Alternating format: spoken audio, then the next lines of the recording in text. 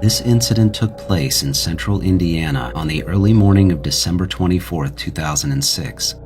The following account is a direct recollection based on the notes I wrote down immediately after it happened. It was just before 3 o'clock in the morning and I was outside of my house on our back porch, which sits right above our basement door looking up at the sky.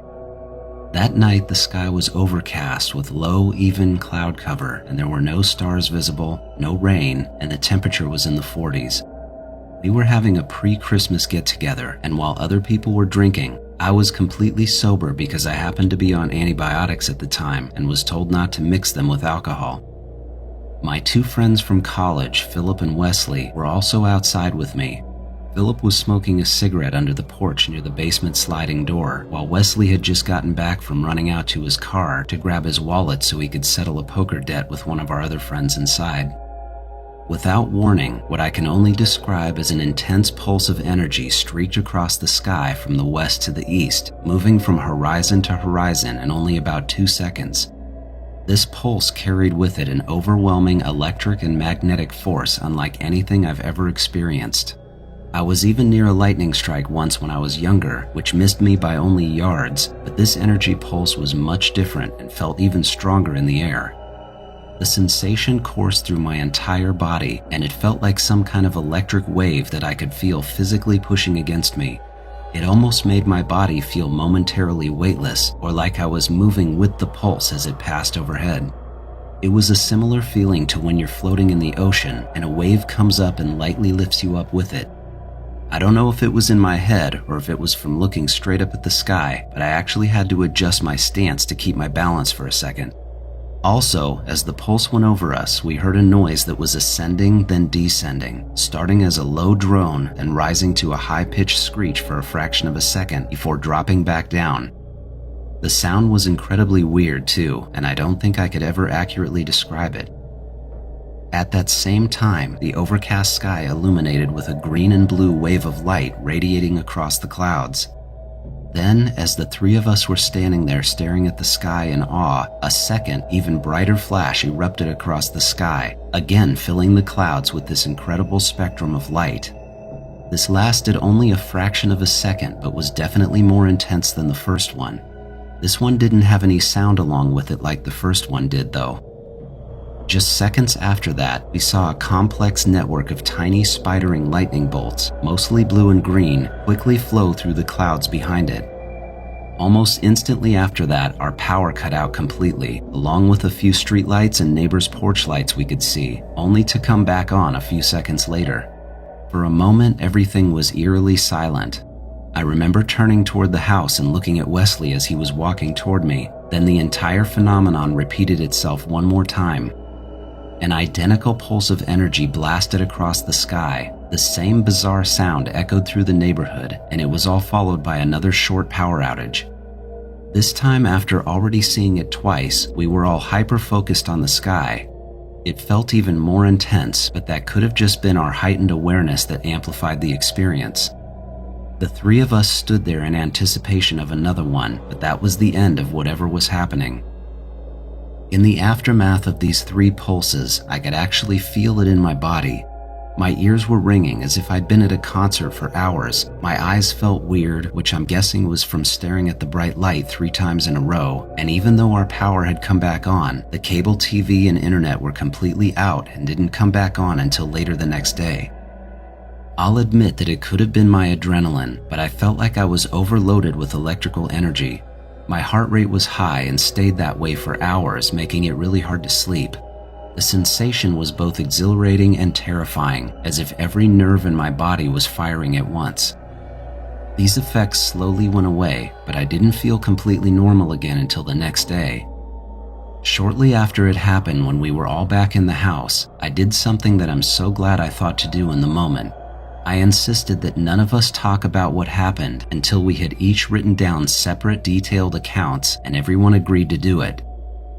Before I wrote my notes, I walked back outside to look up one more time and realized that what was once a completely overcast sky now had a long, narrow strip of clear sky running directly along the trajectory where the pulses had traveled.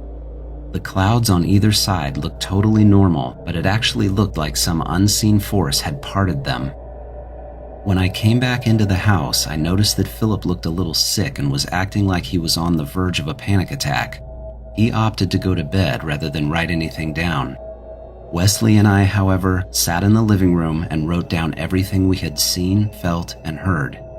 Once we finished, we compared our notes and found them to be almost identical in every detail. It was exactly what I was hoping would happen because it was such an incredible thing to see that I wanted to be certain it was real. While I was writing my notes, I was actively trying to steady my breathing and lower my heart rate. In doing so, I experienced this strange euphoric sensation radiating from my spine and neck, almost like a deep muscle relaxation, but accompanied by an overwhelming sense of relief. It was as if waves of residual energy were leaving my body, causing extreme goosebumps and making my hair stand on end. This continued for over an hour. At some point, I leaned all the way back in my chair, almost unable to move, simply absorbing this feeling. That weird but nice feeling changed by morning though.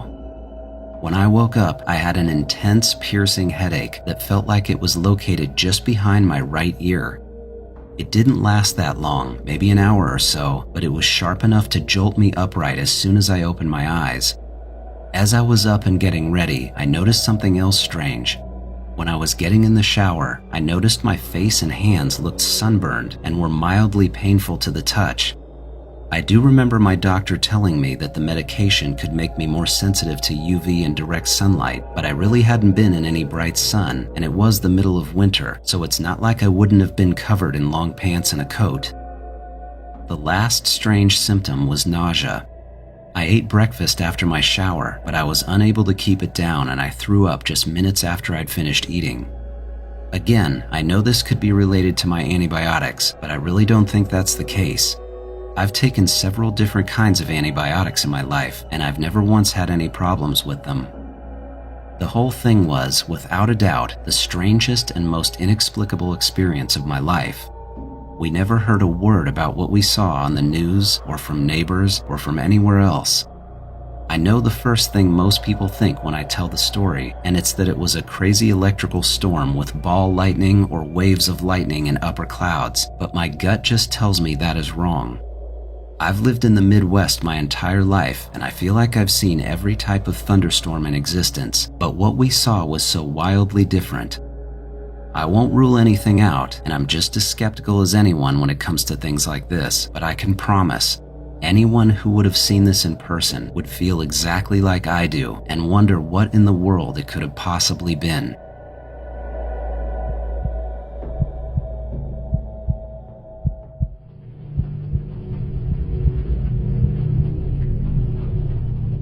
I used to be a FedEx driver in a somewhat rural part of Washington state, and one day I experienced something that was so strange I actually quit my job afterward.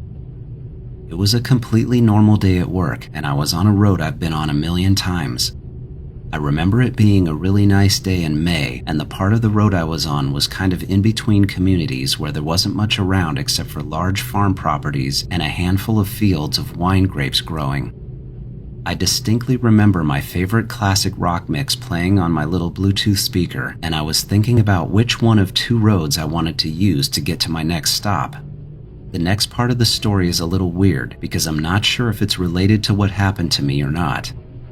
While I was driving down this specific section of road, I started to hear something outside. My first thought was that my truck was having an issue because it sounded like metal clunking and screeching at the same time. Thinking about it after the fact, the sound reminded me of moving a large, heavy metal table across a concrete floor in small, short movements, like if you were pulling it a few inches at a time, and it made a loud clunk and screech each time. Anyway, like I said, I thought something was wrong with the truck. As a driver, you're not really supposed to open the doors or windows while driving, so I ended up pulling over for a second to open my door and see if I could hear where the noise was coming from, but as soon as I did, it was completely obvious that it wasn't coming from the truck. To my ears, and this is going to sound strange, it sounded like it was coming from up above me in the sky. I guess it could have been coming from anywhere and echoing to make it sound like that, but it really did sound like it was coming from directly above me and out of nowhere. At the time, I figured it was most likely some kind of farm equipment nearby that just sounded like that to me for whatever reason, but was coming from one of the nearby fields. Not really thinking much of it, I shut the door and started driving again, still hearing that noise every few seconds. The very next thing I remember was waking up. I'm saying I woke up, but that's not totally accurate. I was still driving the truck and on the same road, but I was about a mile farther down the road than I had been just seconds ago, and I felt like I had just woken up with zero memory of getting to that part of the road. The second thing I noticed is that my music wasn't playing anymore. I grabbed my phone and it was completely turned off. Not like when the screen is just off, it was actually off, like I'd gone in and shut it down. My Bluetooth speaker was also turned off, which made no sense to me. I started to feel really weird and pulled the truck over again. I sat there for a second and was taking sips of a Gatorade I had with me when I realized I had no idea where I was or even who I was for at least a couple of minutes. I remember looking around the cab of the truck being completely unfamiliar with it, as if I had never seen it before. I was looking into the back of the truck and seeing boxes and packages, then down at myself and seeing the FedEx logo on my uniform, and even saying the word FedEx out loud.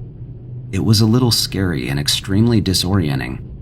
The best way I can describe how it felt to me is that it reminded me a lot of that old show Quantum Leap, where the main character would just get dropped into someone else's body suddenly. Then he would have to take a few minutes to realize where he was, who he was, and what was going on. That's what it felt like to me.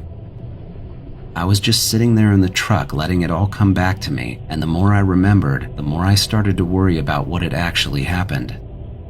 As anyone would, I immediately thought something had to be wrong with me medically, and I started asking myself if I'd just had a mini stroke or some minor heart attack, but I physically felt fine. Other than not remembering the past 5 minutes of driving, I didn't have any other symptoms, pain, or sensations of any kind. It really messed with my head though. After sitting there for maybe 10 minutes, I decided to call in and let them know what had happened. It might not have been the best idea, but I ended up driving the truck back. I did leave work as soon as I got the truck back, then went into the hospital to get checked out. I had several tests done over the next 2 days, from blood work to imaging, and from what they could see, there was literally not a single thing wrong with me. I'm still pretty young, I've never smoked or drank, and I've always tried to stay active and healthy, so every test result came back perfectly normal. The only answer I got from the doctor was that I could have gotten dehydrated and partially lost consciousness, luckily pulling over in time. I guess that's possible, but it seems very unlikely to me because I'd been drinking normally all day and I didn't feel dehydrated at any point. I also didn't have even a second of time where I felt lightheaded or that I might pass out. That whole day left me with a weird feeling and a decent amount of fear, and I ended up quitting my job shortly after getting all of my medical stuff done. I wasn't really afraid of driving for work after that, but I had acquired this new and pretty intense anxiety of driving alone, especially in rural areas. It's hard to explain, but it made me not want to do that job anymore. I also think back to that noise I heard before it happened and how I've never heard anything quite like it. I suppose all of it combined gave me a bit of PTSD. I'm not saying I think I was abducted by aliens or had some kind of paranormal experience, but something really weird did happen to me that day, and the loss of time and memory shook me up pretty badly. The fact that I had so many tests done and can safely say it wasn't a medical issue makes it even worse. In my opinion, the noise and the lost time are connected somehow. I just don't know how.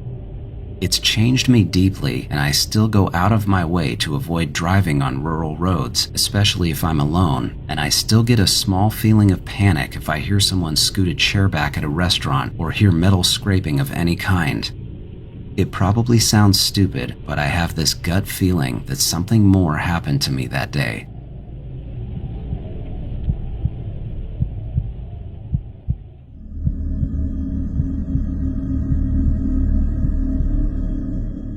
2 years ago, I was hiking near Lake Tahoe with some of my family when we encountered something that none of us have been able to explain. This isn't your typical sighting or lights in the sky, but it still freaked all of us out. It was in the middle of summer, and the mosquitoes were definitely out because we could hear them in the air the entire time. We had started out in the late morning, setting out on the Mount Tallac Trail, and planned to do a long but casual out-and-back mix of jogging and hiking. The day was warm but not unbearably so, and aside from a few other hikers, we had most of the trail to ourselves. By late afternoon, we were making our way back down the trail right as the sun was starting to dip lower in the sky. As anyone who has hiked this area during the summer knows, dusk brings out the mosquitoes in full force. We had bug spray, but by the time we reached a more open section of the trail where there's a meadow off to the right, they were swarming around us so aggressively that we all picked up our pace just trying to keep moving. As we were getting close to the trailhead, maybe 5 minutes from where our car was parked, something caught my cousin's eye just off the trail. At first, I didn't understand what she was looking at, but then I saw it too. There were 5 perfect circular divots or holes in the ground, each about a foot in diameter and several inches deep. They were arranged in an eerily precise semicircle, all pointing away from the trail and toward the meadow. The thing that struck me immediately was how clean the holes were. It wasn't like something had been dug up and left in a messy pile nearby. Whatever had made these depressions had removed the dirt and grass completely, as if it had been scooped away with a giant cookie cutter. I knew for certain that these holes hadn't been there when we hiked up this same section of trail earlier in the day. They were so noticeable and perfectly arranged that they would have been impossible to miss, not to mention they were only feet off the trail. As we stood there staring at them, it took a moment for us to register something even more bizarre. The mosquitoes were gone. Moments before, we had been swatting at them, trying to keep them out of our ears and faces, but now there were literally none. The entire area around the holes was silent, just still air, and it was really unsettling. My cousin, who was the one that first noticed them, walked right up to one and bent down to inspect it more closely. She reached out and pressed her hand into the ground between 2 of the holes, then quickly pulled her hand back and said it was hot. She started to feel around and said the entire area felt hot. At first I thought she was exaggerating, but when I walked in closer to put my hand near the ground, I could feel it too. It wasn't just residual warmth from the sun, which had already set behind the mountains. It was a localized heat, concentrated around the holes and definitely coming from the ground. It made me really curious, and I carefully put my foot inside one of the holes.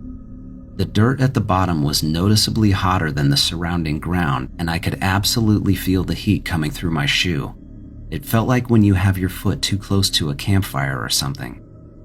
I remember us all looking at each other, and I could tell everyone was thinking the same thing. What caused this? We started talking about it, but we were all completely dumbfounded. Up close, the precision of the holes was even more impressive. That, along with the heat coming from them, the sudden absence of mosquitoes, and the daylight going away made us all feel really uncomfortable. There were no signs of animals or footprints anywhere in sight, and no disturbance in the surrounding grasses or dirt either. The whole scene honestly looked like something had landed there, then took off. At that point, it was starting to actually get dark, and none of us had a flashlight or headlamp with us, so we got back on the trail and headed to the car. As soon as we started running again and moved away from these holes, the mosquitoes returned in full force. It was like there was some invisible barrier back into the normal world. It was really weird. We spent the drive back talking about underground gas vents and volcanic activity that might have caused the ground to heat up like that, but that wouldn't explain the perfect holes. My cousin mentioned park rangers working there or even some kind of study going on, but that didn't add up either. My uncle, who has spent a ton of his life outdoors, said that he had never seen anything like it before anywhere. A year later, a group of us hiked the same trail and returned to that same spot out of curiosity. To our surprise, the imprints of the holes were still faintly visible, as if whatever had created them had left a lasting mark on the land. One thing we noticed that was even more unsettling was that a significant portion of the meadow surrounding the semicircle was now dead. The grasses were all dry and brittle in a larger circle around the area, and the dirt underneath looked cracked and dry. The rest of the meadow was still lush and green, but that particular spot looked like all the life had been drained from it. After our hike that day, my uncle drove down and talked to a park ranger at one of the campgrounds.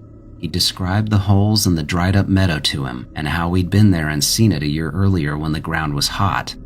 The ranger said it could have something to do with past wildfires or climate change, but he really had no idea. He did tell my uncle that he was sure there wasn't any kind of work or study happening on that trail, but mentioned it could be as simple as some random person going up there with a shovel and digging where they shouldn't be. We had already thought of that, of course, but these holes were too perfect, and there's no way digging a few holes in a meadow would make the ground actually hot to the touch and block out all the mosquitoes. Nothing really added up. Every summer when we get together, we inevitably end up talking about it again, and we try to come up with new ideas about what could have caused it. I don't want to sound like some conspiracy theorist, but when I think back to that first hike, I can't help but feel like something had landed there. To me, that's just what it looked like. I haven't been back to that trail since last year, but as far as I know, the imprints are still there. I know a lot of people hike that trail every year, so maybe someone else has seen them too. I'm hoping to get back up there again soon, and I'd really like to check it out again now that another year has passed.